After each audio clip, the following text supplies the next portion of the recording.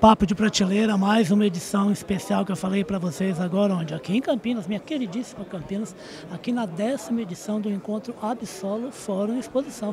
É um encontro promovido pela Associação Brasileira das Indústrias de Tecnologia de Nutrição Vegetal.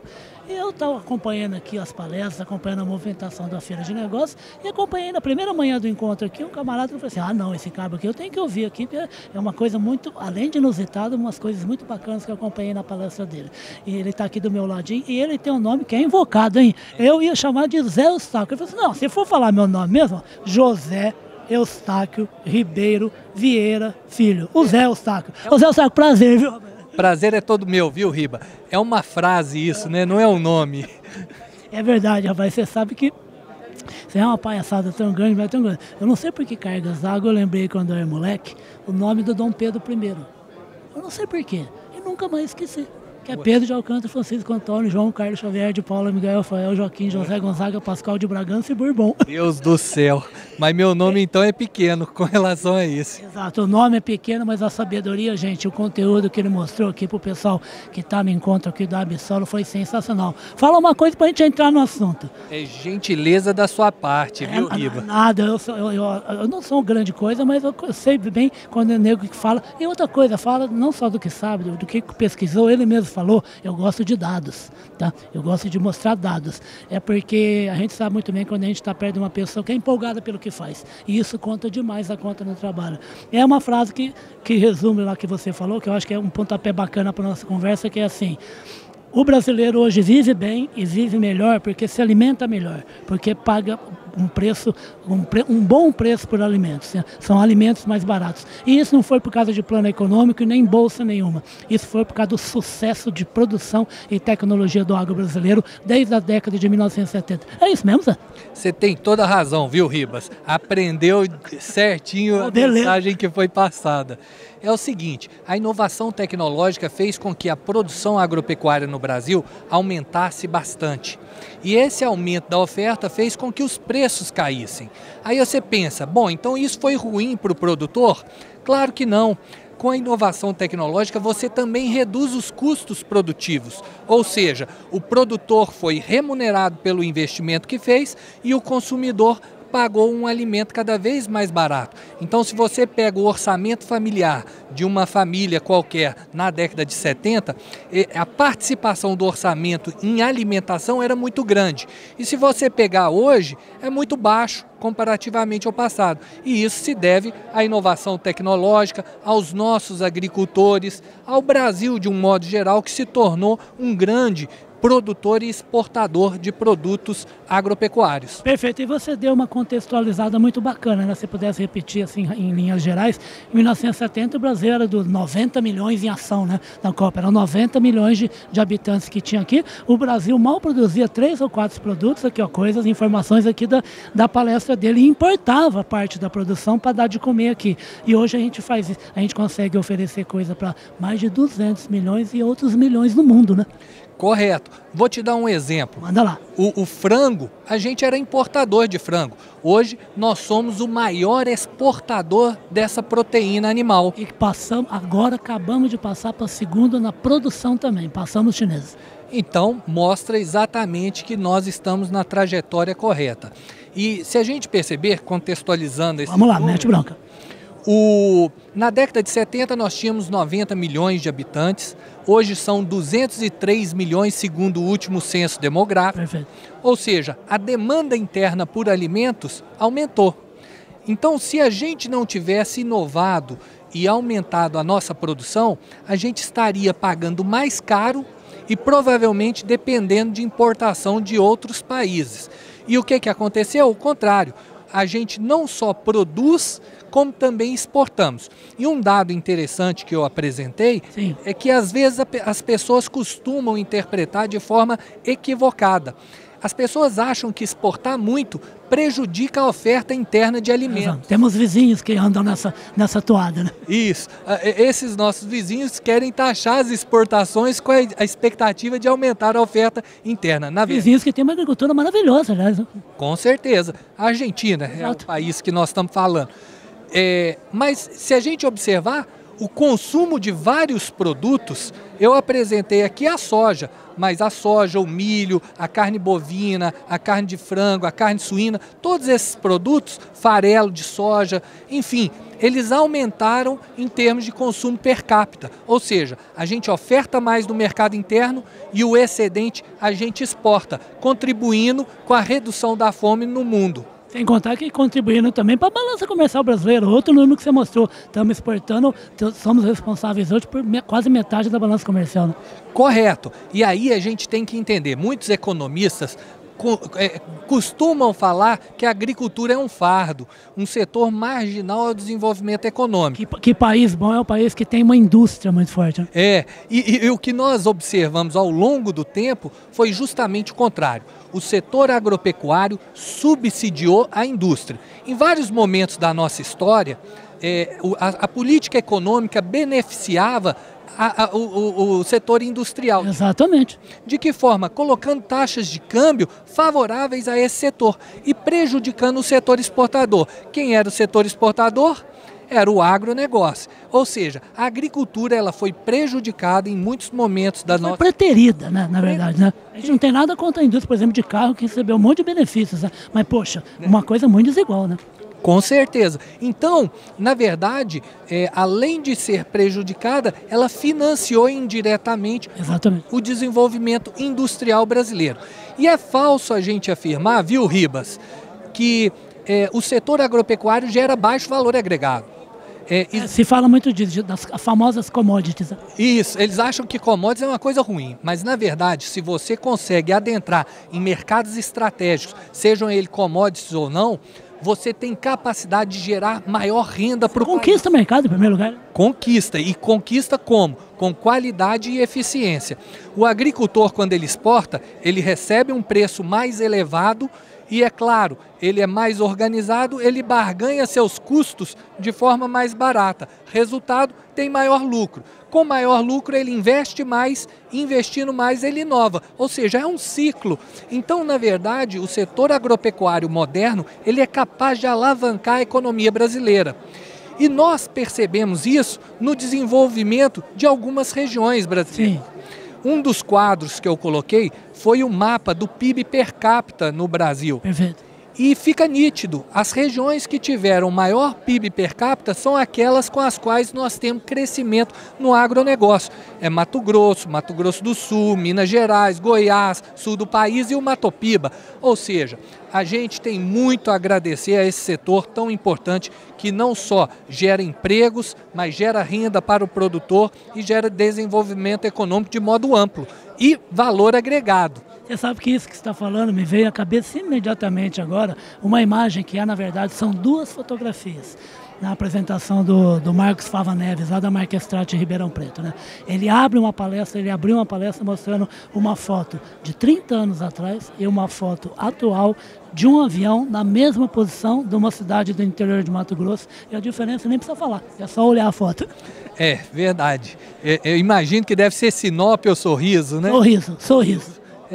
É isso mesmo. Quando você observa essas cidades, há um crescimento muito grande. Mas eu costumo falar de um outro exemplo. Onde lá? Jaíba, no norte de Minas, uma região extremamente pobre. Na década de 80, era uma região que tinha ali algo em torno de 20 mil habitantes. E grande parte da sua população vivia das carvoarias. E aquelas crianças... Trabalho insalubre para caramba. Trabalho insalubre, ruim e que deixava uma pobreza muito grande, né? Viviam na pobreza o tempo inteiro. Eu lembro que nos jornais constantemente eram noticiadas aquelas crianças que trabalhavam nessas carroças duramente e comprometiam seu futuro. Hoje, se você for nessa região, a irrigação do projeto Jaíba, que está dividido em 3 fases. A gente já tem a fase 1 e a fase 2 implantada. A fase 1 são pequenos agricultores, a fase 2 já são agricultores maiores, né, empresas, e a fase 3 nunca foi implantada. Que é qual? A fase 3 ainda precisa ser implantada, ou seja, ainda existem hectares que podem ser irrigados. Perfeito, a ser irrigados. E aí se tornar produtivo. Isso.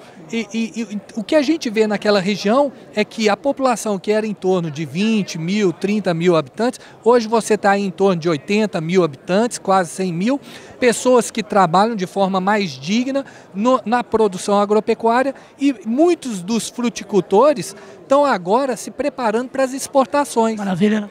Muito. E aí eu volto, né? Exportar, você vai receber um preço mais elevado, você é mais organizado, paga custos mais baratos, tem maior renda, vai dar uma educação melhor para o seu filho, e aí a gente tem a locomoção da economia. Que maravilha. Outro detalhe também que eu gostei bastante da palestra dele, que de uma outra imagem que você mostrou. Você mostrou que o Brasil, desde a década de 1970 para cá, veio uma revolução agrícola que avançou sim sob áreas que não eram ocupadas com a agricultura, mas relativamente é um país que tem um número mínimo na comparação com outros grandes produtores, né, de ocupação de terras. O que aconteceu? Nós fizemos a marcha para o oeste, que foi a incorporação dos cerrados na fronteira agropecuária brasileira.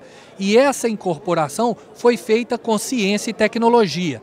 Eu mencionei muito da Embrapa como instituição. Perfeito. A Embrapa conseguiu, né, organizar um sistema institucional de promoção desses investimentos. Eu sempre lembro o nome do doutor Eliseu Roberto de Andrade Alves, que foi fundador da Embrapa. Exato. E que fez um papel fundamental para a nossa agropecuária. Trabalhando ao lado de um outro mineirinho, né? Claro. Alisson Paulinelli. Alisson Paulinelli.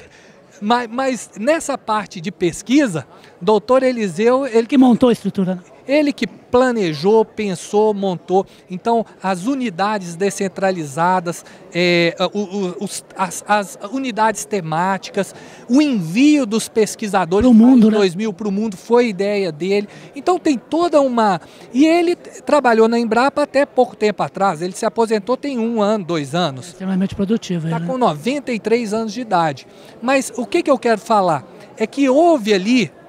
A Embrapa fez parcerias com diversas instituições estrangeiras, com os americanos, com os franceses, mas também teve uma cooperação internacional com a JICA. Perfeito. E essa cooperação foi uma parceria do governo japonês com o governo brasileiro. Naquele momento, o governo japonês estava sentindo um embargo da economia americana em relação às exportações de soja.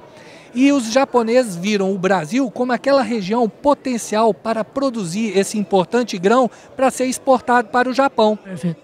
Então a JICA se uniu à Embrapa, criaram-se a Campo, a cooperativa Cotia também se uniu. Lá na região metropolitana de São Paulo. E a partir dali eles criaram um projeto comum.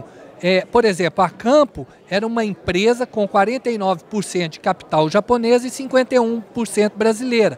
Enfim, o que eles fizeram? O Prodecer 1, o Prodecer 2 e o Prodecer 3. O Prodecer 1 basicamente se restringiu ao estado de Minas Gerais e algumas regiões, como Patrocínio, Coromandel, Paracatu. Depois essas regiões foram expandidas para alguns outros municípios do estado do Mato Grosso, do Mato... Coração do Brasil, né? E a última fase do Prodecer foi justamente no Oeste Baiano, ou seja, pegou praticamente esse moderno agrosetor que a gente conhece hoje no Brasil. E então nós conseguimos incorporar essa fronteira. Agora, olha que interessante, doutor Eliseu vai receber uma comenda do imperador japonês nos próximos meses. O imperador já assinou em homenagem aos trabalhos prestados conjuntos da JICA com a Embrapa e, é claro, sob a orientação dele, né? Então, olha que homenagem importante que ele vai receber. Ele receberia essa homenagem no último dia 17 de maio na Embaixada Japonesa. Mas o doutor Eliseu teve alguns problemas, não conseguiu comparecer na data, então eles adiaram. Perfeito. Mas vai ser uma solenidade importante, numa homenagem muito justa à pessoa que ele é. Eu acho que ele teve um papel grande, a Embrapa é muito importante, o entorno institucional das nossas instituições contribuem para isso, e não podemos esquecer, o agricultor brasileiro, esse é o grande... Isso é a fera, né? É a fera, porque...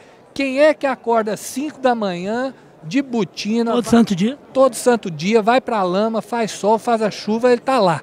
Esse aí tem que ser tem que colocar uma medalha no peito, né? Ele que ergueu, né? Ele que ergueu. Então, sem ele não seria possível. Agora, as instituições ajudaram. É lógico. Agora fala uma coisa, por falar nisso que você está falando, você tinha falado em modernidade, né? Aqui na palestra dele tinha como título uma questão do quê? De produtividade e de desafios do futuro. E daí? E o agro aí para o futuro? Então, temos que continuar inovando. Se acharmos que já estamos bem, esse é o primeiro passo para cair no poço. Então, a inovação ela nunca para. Você tem que ter sede para conhecer novas coisas. Quando saem novas tecnologias, você tem que adotar. Enfim, e o produtor brasileiro, comparado a outros no mundo como um todo, ele é mais susceptível a aceitar as inovações. Ele experimenta, né? Ele experimenta. Vou te dar um exemplo. Eu morei na França em 2007 e lá havia uma discussão em relação aos transgênicos, que era um problema. Bem forte a discussão. Aqui, essa discussão dos transgênicos durou até meados dos anos 2000 ali. Depois a coisa foi passando, hoje todo mundo planta, ninguém mais fala de transgênico. Por quê? Porque descobriu-se que o transgênico é uma tecnologia segura. Então, o Brasil, em algumas questões, já está ali, ó, anos-luz na frente desses países que mantêm essas críticas às coisas que às vezes são coisas inevitáveis no processo de evolução da tecnologia. E pelo que você falou, quando você está falando em inovação e tecnologia, você não está falando só de grande propriedade não, né? Você está falando de pequeno produtor também, né? Com certeza. Agora, o pequeno produtor, ele tem que ser um pouco mais esperto nesse ambiente. Por quê? Porque a questão da escala produtiva, ela é fundamental. Para baratear o preço vendido. Isso serve para qualquer ambiente de negócio, não é só para a agricultura. Claro. Se eu abrir um mercadinho na esquina e se eu não tiver capacidade de aumentar a minha escala de produção, eu não vou sobreviver no ambiente onde eu tenho grandes supermercados e grandes estruturas que vão competir comigo. Então eu tenho que ter capacidade de cooperar com os agentes. Então eu acho que o cooperativismo é uma forma de que o pequeno produtor ele pode se inserir nos mercados mais dinâmicos de forma do mundo, né? E do mundo, de forma a economizar os recursos escassos e potencializar a sua produção. Nosso ex-ministro Roberto Rodrigues... Outro sucesso do cooperativismo brasileiro. E o próprio Márcio Lopes da OCB.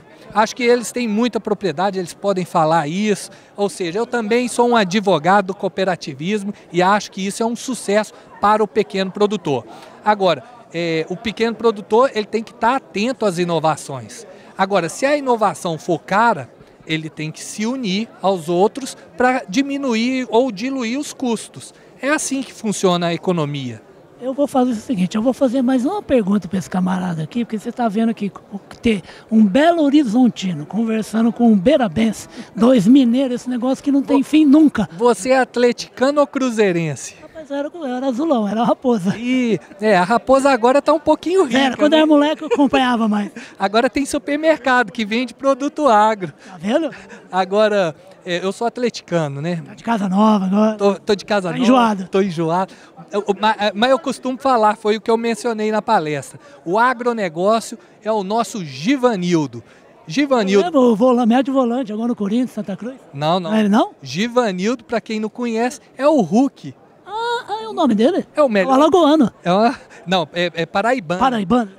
Tô dando todas dentro hoje. Hulk, olha aí, ó. Tá vendo? Desculpa, você tá jogando bem, pacas que eu acompanho. Continua no Galo, nem pensa em ir pro Cruzeiro. Ó, o Hulk, o agronegócio é igual o Hulk. Só joga na frente, só faz gol, é um sucesso e é alegria para todo mundo. Então, mas esse homem aqui, ó, não vai com aquele sorriso maravilhoso aqui, ó. Eu quero perguntar o que um cara graduado em matemática, metido em economia, como é que você pôs o pé no agro, rapaz? Ué, o agro é o seguinte, quer queira, quer não, qualquer brasileiro vai se esbarrar com ele num momento da sua vida. Eu nasci na cidade, em Belo Horizonte, mas quando eu fui estudar economia, eu comecei a ter o contato com os estudos econômicos relacionados à agricultura. Certo. Eu fui fazer meu mestrado na Universidade Federal de Viçosa e lá eu comecei a trabalhar o tema da inovação na agricultura. E fiquei apaixonado, porque eu percebia que nos manuais de economia eles não explicavam corretamente o que era a inovação na agricultura.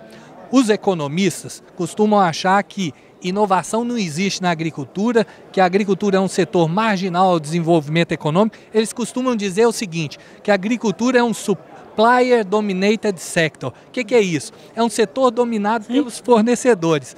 Enfim, a agricultura é muito diferente. O economista que não conhecer o que é a agricultura brasileira desconhece a realidade do Brasil e vai continuar falando muitas mentiras do que é a realidade no campo.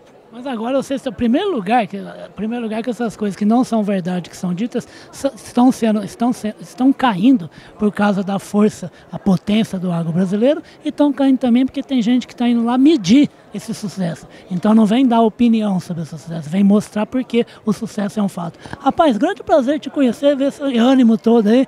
Eu falei para ele, parece que ele tem 23, 24 anos, homem de tão alegre, que é cheio de energia.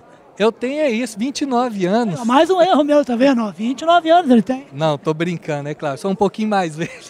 Rapaz, obrigado. Foi uma delícia assistir essa palestra, né? É mais gostoso ainda conversar com você pessoalmente, que graças a Deus tem pintado cada vez mais gente do agro. Além de gente nova que não estava, como mulher, como jovens, e com matérias diferentes, com profissões diferentes, químico, farmacêutico, nutricionista, tudo se metendo no agronegócio. A gente tem também gente que mostra que é gostoso trabalhar no setor. Aí tiram um pouquinho ainda que tem de cara meio de carranca do agronegócio, né? Quando você faz o que gosta, a conversa flui. Então, acho que é ótimo. Foi um prazer também te conhecer, viu, Ribas? Ótima a nossa conversa. Espero que a gente tenha contribuído aí com os ouvintes, né, os telespectadores, com informações sobre esse setor tão importante na nossa economia. Maravilha, eu só vou concordar se você prometer que vai voltar o Papo Prateleira. A gente pode fazer por Zoom, não precisa estar pessoalmente. Sempre que tiver novidade que você acha interessante, dá um toque, a gente marca e grava. Eu sou igual o Hulk. Chamou. Esse atleticano é terrível. O melhor time do Brasil, né? Rapaz, você sabe que o Atlético é o time do meu filho, né? Hoje ele já não se envolve tanto assim com futebol, né? Eu, inclusive, cheguei a levar um dia, o Atlético veio jogar aqui em Campinas, quando eu morava em Campinas. Ele mora numa cidade vizinha, Valinhos, e a gente foi no hotel, ele tirou foto com o time inteiro lá e ainda dei a sorte. Ele também estava lá numa visita, o Dadá Maravilha. O Dadá é um fenômeno. Agora deixa eu te contar uma relacionando o futebol com o agro. Vale. Certa vez eu estava assistindo um futebol na televisão e de repente eu vi uma maca colheitadeira entrando. Era um jogo do Cuiabá. Você lembra? Eu sei, porque é a patrocinadora, né, do Cuiabá. Né? Então veja, o agro ele está em tudo. Quando a gente lembra também do time da Chapecoense, é outro time também que está associado ao sucesso do agronegócio. Então, a gente tem casos de sucesso no futebol também no agronegócio. Vou te contar uma coisa, se você quiser, você pode incluir na sua palestra. Você sabe que dos clubes profissionais que são registrados na CBF, é um dado do ano passado, 93% tem algum anunciante do agronegócio. É isso aí. De alguma maneira. Então mostra mais uma vez, confirmando. A vida do brasileiro. Indiretamente, mais cedo ou mais tarde, você vai se esbarrar, mesmo se você for um urbanoide. Exatamente, esse é o que mais se beneficia, né? É verdade. Você está vendo só que você tome José Eustáquio na veia, sabe para quê? Para você ficar bem informado. É sempre gostoso, gente, a gente ter uma informação ou a correção de uma informação quando é um dado positivo, quando é um dado bacana. A gente tem que gostar também de notícia boa, gostar também de ter sucesso ou admirar o sucesso dos outros, tá? Zé, maravilha já ter vindo aqui no encontro só por te conhecer, querido. Tá, só mais uma palavra, que essa aqui também é boa. Até meu sogro vai gostar. Vale. Porque é o seguinte, no agro, você só colhe se você plantar. Claro. E para plantar, você tem que trabalhar. Não existe atalho na nossa vida. Se você não quer trabalhar, não acha que você vai sobreviver de benefício social. É claro que existem exceções, algumas situações que a gente tem que ter atenção especial. Mas na vida, qualquer pessoa que quer ter sucesso tem que plantar para colher.